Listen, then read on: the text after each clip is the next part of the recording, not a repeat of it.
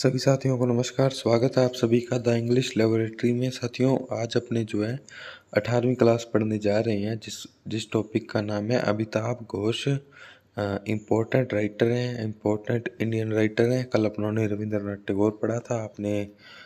आपको मैं उम्मीद करता हूँ समझ में आया होगा, है ना। तो सबसे पहली बात तो ये, अगर आपने चैनल सब्सक्राइब नहीं किया है तो सब्सक्राइब ज़रूर कर देना। दूसरी बात ये, दिवाली का ऑफ़र चल रहा है ना। हमारी जो लिटरेचर की जो मेरी बुक है, जो नोट्स की बुक है, उस पे भी 50 रुपये का लेस चल रहा है। वो 250 रुपये में मिल रही है। और ऑब्जेक्टिव इंग्लिश ग्रामर है, वो भी 50 रुपये लेस में है, 300 रुपये में मिल रही है। और सभी प्रकार की जो टेस्ट सीरीज है, चाहे फर्स्ट पेपर जीके की हो, फर्स्ट ग्रेड सेकंड ग्रेड, चाहे second grade English first grade English हो, उसमें भी 51 रुपये का लेस चल रहा है। वो मात्र 51 रुपये में आपको टेस्ट सीरीज मिल रही है। तो अगर आप में से कोई लेने का इच्छुक हो तो इस दीपावली के इस पवित्र अवसर पर जो ऑफ़र चल रहा है उसका फ़ायदा उठा सकते हैं। ठीक है, चलो बिना किसी देरी के जो है हम आज की क्लास को शुरू करते हैं। Amitabh Ghosh was born in 1956 and alive now. Amitabh Ghosh जो है 1956 में पैदा हुए थे और अभी भी जो है अलाइव हैं। He is very influenced by Tagore. वो जो है रविंद्रनाथ टैगोर से बहुत ज़्यादा प्रभावित थे। His work the Glass Palace is the best novel in the Eurasian section. उनका जो वर्क है द ग्लास पैलेस, वो बेस्ट नॉवल है यूरेशिया सेक्शन में, यूरेशिया के हिस्से में। And won Commonwealth Writers Prize 2001। और ये जो वर्क है द ग्लास पैलेस, इसको जो है कॉमनवेल्थ राइटर्स प्राइज मिला था 2001 में। Universal humanity is reflected in his works. उनके जो वर्क्स हैं, जो नॉवेल्स हैं, जो स्टोरीज़ हैं, उसमें जो है सार्वभौमिक जो मानवता है वो दिखाई देती है। He is best known for his historical fiction. Amitabh Ghosh जो हैं हिस्टोरिकल फिक्शन के लिए जाने जाते हैं। हिज नॉवेल्स जो उनके कौन कौन से नॉवेल्स हैं?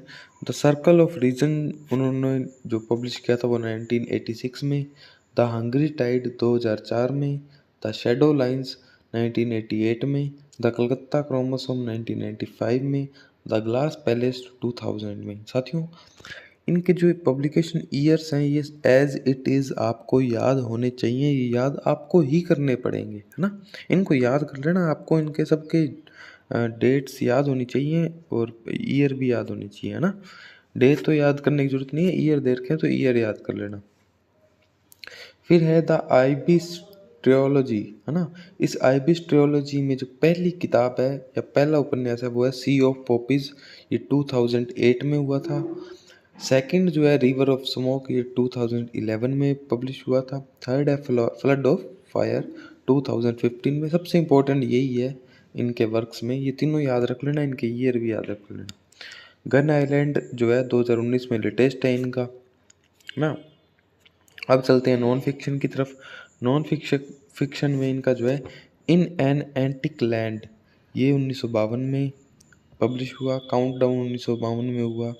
The great derangement, climate change and the unthinkable जो है वो 2016 में पब्लिश हुआ था। और ये इम्पोर्टेंट मानता हूँ मैं 2016 वाला। इनको अवार्ड्स कौन कौन से मिले? इनको मिला द साहित्य अकेडमी अवार्ड, किसके लिए? द शैडो लाइन्स के लिए 1989 में, वेरी वेरी इंपॉर्टेंट है। प्रिक्स मेडिसिस अवार्ड इनको मिला 1978 में, सर्कल ऑफ रीजन के लिए।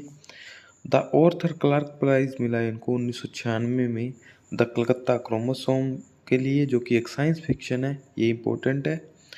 द पुशकार्ट प्राइज मिला the March of the novel through history, है ना। माई फादर्स बुक केस, इस बुक के लिए मिला, माई फादर्स बुक केस के लिए, ठीक है। पद्मश्री इनको मिला 2018 में। 54 जन्नीपथ अवार्ड इनको मिला 2018 में, दोनों 2018 में मिला। अब द सर्कल ऑफ रीजन जो इनका नोवेल है उसके बारे में थोड़ी सी बात कर लेते हैं। 1946 इसकी पब्लिकेशन ईयर है। In this work Nachiketa is a suspected terrorist. Nachiketa एक टेररिस्ट है, सस्पेक्टेड है, आरोपित है ना। This work is divided into 3 parts. इस वर्क को 3 पार्ट में डिवाइड किया गया है। It represents the theory of gunas of Hindu philosophy. ये जो है गुण जो है जो हिंदू धर्म में 3 गुण है उसको दिखाता है। जैसे एज सत्व रीजन, जो सत्व है वो रीजन को दर्शाता है, रजस पैशन को दर्शाता है, तमस डेथ को दर्शाता है, मृत्यु को दर्शाता है। The name Nachiket has been taken from कंठ उपनिषद। साथियों very very very important question है कि जो नचिकेत जो शब्द है वो कंठोपनिषद से लिया गया है। दूसरा इनका जो नॉवल है द शैडो लाइन्स 1988 में, ये जो है स्वदेशी आंदोलन पर आधारित है एंड सेकेंड वर्ल्ड वॉर और दूसरे विश्व युद्ध पर आधारित है। इंडियन पाक डिवाइडेशन, भारत पाक विभाजन पर आधारित है and the riots of Dhaka in 1963 and 64, और जो दंगे हुए थे ढाका में 1963-64 में उस पर आधारित है। इसका जो प्रोटागोनिस्ट है, जो मुख्य पात्र है वो है त्रिदीप। ठीक है, त्रिदीप जो इसका मुख्य पात्र है। अब जो बात करते हैं अपने कलकत्ता क्रोमोसोम की, कलकत्ता क्रोमोसोम जो है वो कलकत्ता और न्यूयॉर्क दोनों जगह पर जो है इसकी कहानी है, इन शहरों में, based on the life of Ronald Ross. ठीक है, रोनाल्ड रोस पर ये जो है उपन्यास आधारित है, जिनको नोबेल मिला था for the treatment of malaria, क्योंकि इन्होंने जो है मलेरिया के टीके की खोज की थी। फिर एक द ग्लास पैलेस जो कि 2000 में पब्लिश हुआ, ये जो है बर्मा, बंगाल, इंडिया, बांग्लादेश और मलयाला में इनकी जो है सेटिंग रखी गई, यानी इसको यहाँ का वातावरण दिया गया, यहाँ के शहर की कहानियाँ बताई गई। स्टार्टेड इन बर्मा, ये जो कहानी शुरू होती है बर्मा देश से शुरू होती है। Story of Rajkumar who is orphan, ये कहानी एक राजकुमार की है जो कि एक क्या है, अनाथ है। फिर है the Hungry Tides, Hungry Tides 2004 में पब्लिश हुआ। It is set in Sundarban West Bengal, है ना, ये जो पश्चिम बंगाल के जो सुंदरबन है, सुंदरबन डेल्टा, वहाँ की कहानी है द हंग्री टाइड्स, 2004 में हुई थी पब्लिश। द आइबिस ट्रायोलॉजी जो है, आइबिस का मीन मतलब होता है साथियों ए सैक्रेड बर्ड ऑफ इजिप्ट, जो मिस्र देश का एक पवित्र पक्षी है आइबिस, उसकी जो है ये कहानियाँ हैं। Associated with the god of truth, सत्य के देवता से ये कहानी संबंधित है।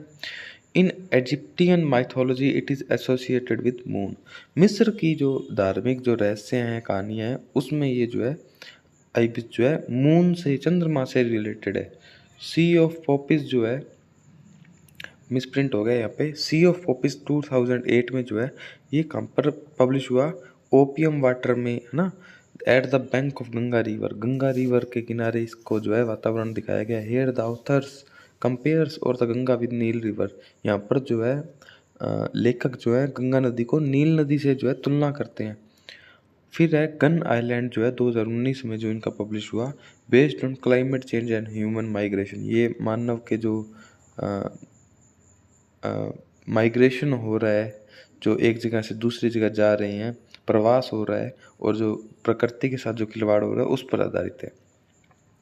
इनके अदर वर्क्स, दूसरे वर्क्स कौन कौन से हैं, जंगलनामा 2021 में, है ना, नोवेल लिखा इन्होंने, जंगलनामा बहुत इंपॉर्टेंट है, लेटेस्ट है। Dancing in Burma and at large in Burma, है ना, ये भी 1998 में जो है पब्लिश हुआ। द इमाम एंड द इंडियन, ये 2002 में पब्लिश हुआ।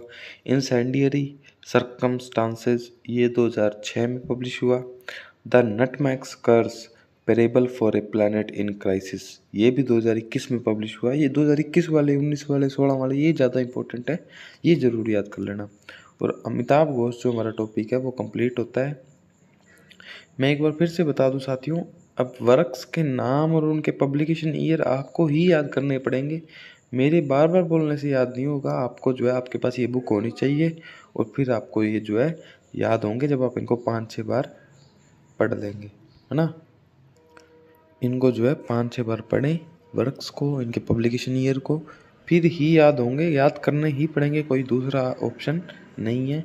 ठीक है, मैं फिर से बता दूं, अगर आपको ये बुक चाहिए तो ऐप से ऑर्डर कर देना, अभी लेस चल रहा है 50 रुपीज़ का, आपको 50 रुपये कम में ये बुक आपके घर तक पहुंचा दी जाएगी। ऑब्जेक्टिव इंग्लिश ग्रामर वाली चाहिए हो, जो कि रेनन मार्टिन पर बेस्ड है, टोटल MCQs हैं रेनन मार्टिन की, सबसे बढ़िया बात ये है ना, फर्स्ट ग्रेड, सेकंड ग्रेड और रेड तीनों में इंपॉर्टेंट होती है, तो वो भी मंगा सकते हो, उसमें भी 50 रुपये लेस चल रहा है। ठीक है, और आप चैनल को सब्सक्राइब जरूर करें, हम जो है 1000 सब्सक्राइबर हो जाएंगे तो आपके लिए और अच्छा कुछ करेंगे, MCQ सीरीज़ लाएंगे, रीड फर्स्ट ग्रेड के लिए भी कुछ करेंगे, है ना। तो आप सबका ये जो प्रेम है वो बना रहे।